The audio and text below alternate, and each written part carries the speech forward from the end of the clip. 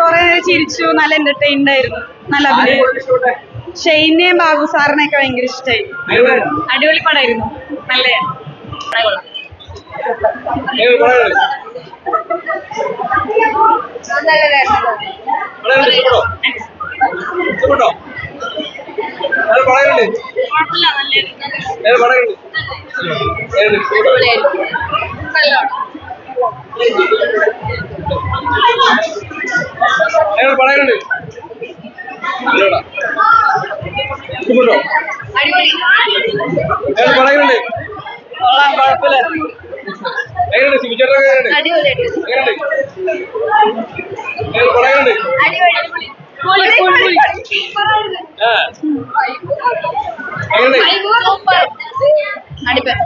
നല്ല സെറ്റി അടിപൊളി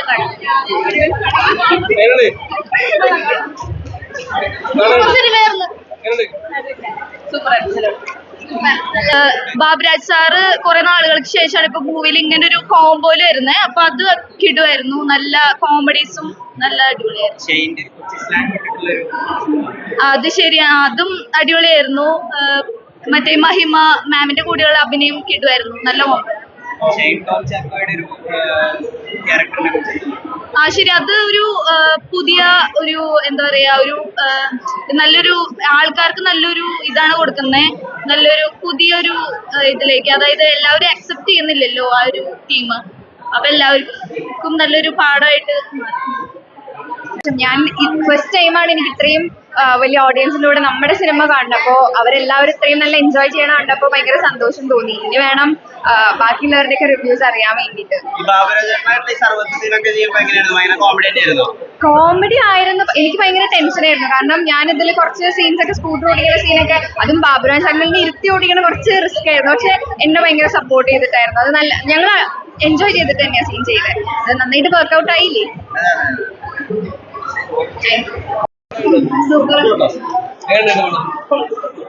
നല്ല പടം, അടിപൊളിയായിരുന്നു, എല്ലാം നല്ല ആക്ടേഴ്സ് ആയിരുന്നു.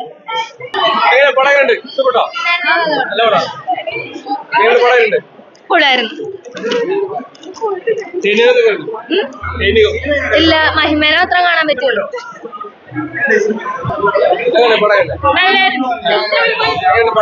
അടിപൊളിയായിരുന്നു,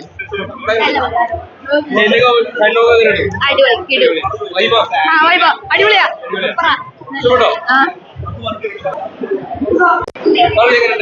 അടിപൊളി സിനിമയായിരുന്നു. ചേട്ടാ കണ്ടായിരുന്നു,